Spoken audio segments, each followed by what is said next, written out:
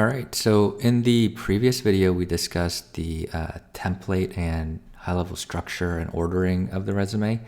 In this video, we're going to start discussing how to optimize the core sections of the resume, which are laid out in that template. And the core sections include education, awards, projects, experience, all the way down to leadership and extracurriculars. So let's get into it. Let's start with the education section. And what we want to highlight here is just to start when to include your GPA and standardized test scores. So for the GPA, you only want to include it in the education section if it's above around a 3.4 out of 4.0. Anything below that, it's just not high enough to really impress these quant firms. And if it's a 3.5, 3.6 range and you exclude it, people might assume that it's even worse.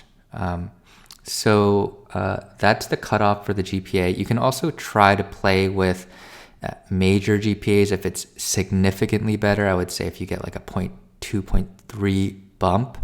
But if it's not like more than that much of an improvement, I wouldn't play with that too much just because people know that major GPAs can be gamed. So if it's not significant, probably not worth just including a major GPA that's like 0.05 or 0.1. GPA points higher. In terms of standardized test scores, one of the most common mistakes in this section is just not including them because they're all the way from high school, right? People think this is like old news, but the truth is quant firms care about excellence proven at any age, and they'll look at test scores because they're a quick and easy way to gauge aptitude, right? If you know someone who got a 2400 on their SAT, even if it was 10 years ago, you probably think they're pretty smart, right? Same holds for recruiters.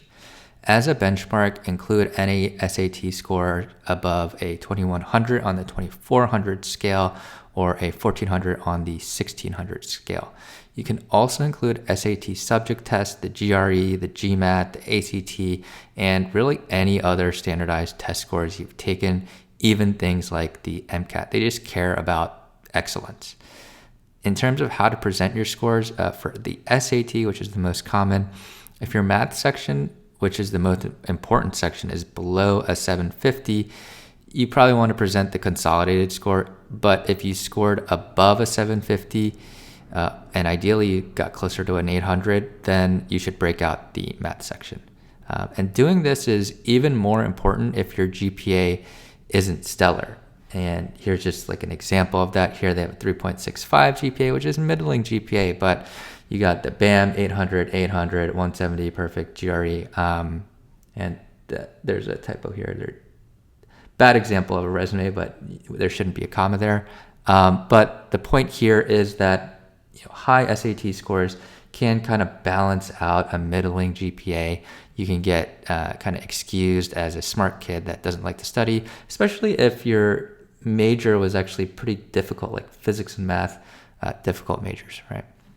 Okay, so moving on, another common mistake in the education section is really going too overboard with a coursework section like this, right? This has 1, 2, 3, 4, at least 5 lines of coursework. That's way, way too many.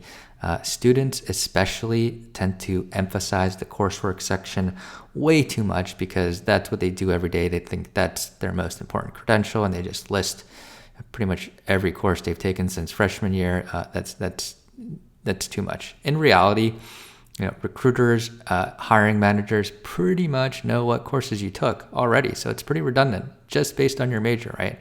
If you did applied math, we know you probably took some calculus. So listing calculus is redundant. If you really, really do want to include a coursework section, it's okay, but like I would only list either very impressive courses you took, like graduate level math courses or other STEM courses as an undergrad, and explicitly note that, or include courses that are highly relevant to quant. And try to keep everything to like 1 to 2 lines max for coursework. So in terms of what courses are relevant for quant, linear algebra, statistics, probability, econometrics, machine learning, optimization, investment management, and asset pricing, I would say, maybe derivatives. But even for these, like You can include them here, but later we'll just show that you can include them in the skills section as well.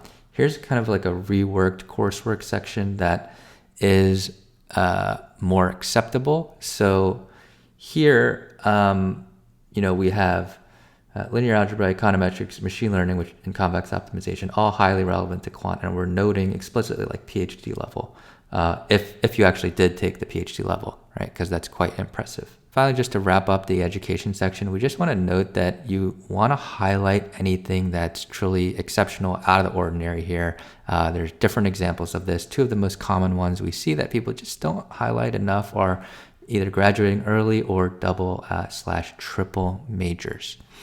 These days, there are a lot of combo majors, so it may not be clear, whether the major is a double major or a combo major or a major with a concentration. So here we have applied math and computer science.